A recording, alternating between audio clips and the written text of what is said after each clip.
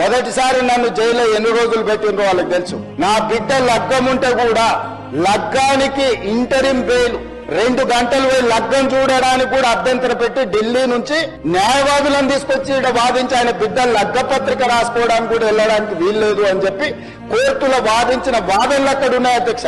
కోర్టున conditional bail ఇచ్చింది అధ్యక్ష. Cherlapally jail నుంచి ఎన్కన్వెన్షన్ ఫంక్షన్ హాల్కి పోయి నా బిడ్డ లగ్గపత్రిక రాసుకొని అక్కడి నుంచి సీదా మళ్ళీ చెర్లపల్లి జైలుకు పోయిన అధ్యక్ష. రాజకీయ కక్ష సాధింపు మీదా నాదా? నా బిడ్డ లగ్గానికే ఒకటి నన్ను అడ్డుకున్నా ఎవరికైనా అధ్యక్ష, మన పిల్లల కంటే మనకి ఏముంటుంది అధ్యక్ష ఈ భూమి మీద?